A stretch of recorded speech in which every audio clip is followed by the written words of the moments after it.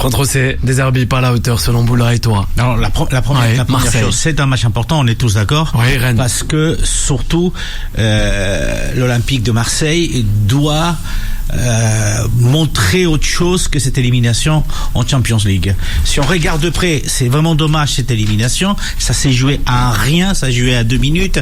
Le dernier club qualifié a les mêmes points que l'Olympique de Marseille, on l'a toujours dit. Donc ça, il y a aussi la malchance. Et ils doivent quand même faire un gros match et au moins s'imposer face à Rennes. Mais regardez quand même de près. Tu parles des Serbes. C'est le même entraîneur qui a amené l'Olympique de Marseille au Champions League l'année dernière. Ouais. C'est le même, hein. Ouais. C'est le même. Donc, faut quand même avoir un peu plus comment se dépasse, je dirais pas les patience, mais un peu plus d'amplitude de regard face au travail des Serbies, parce que les joueurs n'ont pas non plus ces 2 dernières saisons donné à 100% tout au long de la saison. On l'a répété à plusieurs reprises, ces 2-3 dernières saisons, c'était à Noël, on donne autant à un moment donné ça marchait, au bout des 2 mois, il y avait rien qui marchait. Donc je pense qu'ils vont pouvoir effectivement faire quelque chose. Ils doivent faire quelque chose. Alors je veux te dire, face à Rennes. N'oublions pas qu'ils restent quand même les 3e du championnat. Même si on n'aime pas son jeu, même si on peut tout critiquer, la réalité, c'est que il y a un 18e et un 3e. Eh ben, c'est Marseille qui est 3e et il n'est pas 18e. Par contre, je vais te dire, donnons un peu plus de temps, soyons patients. C'est dur avec l'OM. Je veux dire pourquoi, t'as raison. Sur le fond, t'as raison. Il a raison. Par contre, tu m'écoutes?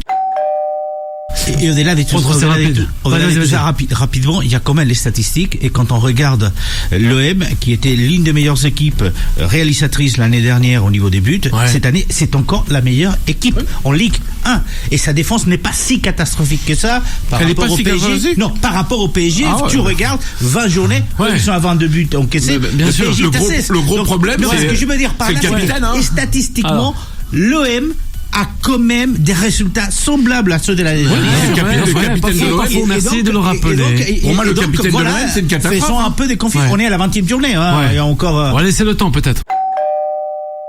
Juan José, avant de partir du côté de l'Angleterre, vas-y. Le problème de l'OM, c'est autant un problème de composition d'équipe que de direction, que des staffs administratif entre guillemets.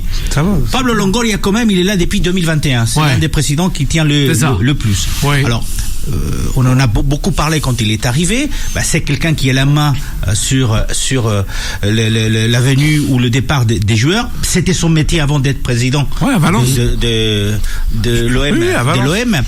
Le gros problème, et là où il n'a pas encore trouvé la solution, c'est au niveau des entraîneurs. Depuis qu'il est là, il y a quand même eu 6 entraîneurs qui sont passés. Depuis 2021, quand il est arrivé, en février 2021, il y a 6 entraîneurs qui sont passés. Mais quand vous regardez de près, alors, le meilleur entraîneur en pourcentage des victoires, c'est des Serbes. Voilà. C'est des Serbes. Alors, on peut tout critiquer, mais d'abord, c'est peut-être le rôle des Longoria dans le sens où il n'a pas su trouver l'entraîneur qui sur 2-3 saisons peut amener cette équipe. Pas faux. Et ça c'est la faute de Longoria sans aucun doute. Mais pour la suite, le problème de l'OM, vous le connaissez mieux que moi, c'est autant son public, autant l'équipe, autant les staffs, autant les dirigeants. Non mais c'est très intéressant parce que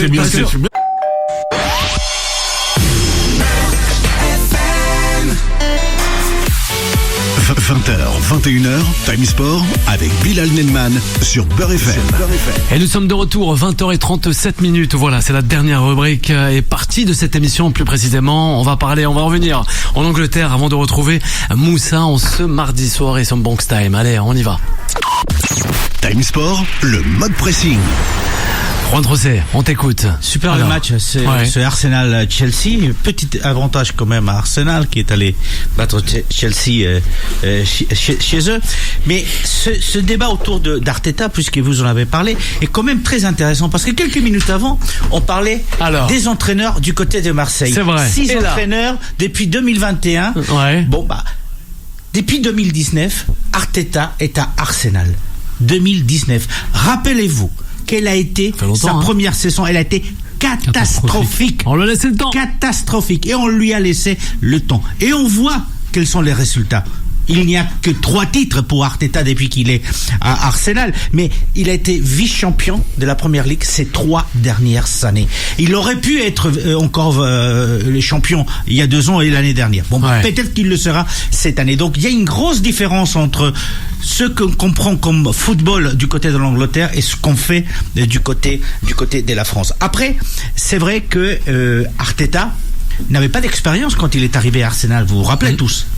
Puisqu'il était l'adjoint de Guardiola à City, et on se disait bon ben voilà, vous voyez, c'est juste l'adjoint, ben voilà, comme on apprend le métier. C'est vrai qu'aujourd'hui le football anglais et Arsenal qu'on a connu a passé des moments très compliqués, très difficiles, avec énormément de défaites. On se disait où est cet Arsenal là, où est-ce qu'il va? Ben voilà, on l'a retrouvé. Il faut du temps, il faut de la patience, il faut aussi donc une équipe dirigeante qui sait où elle va.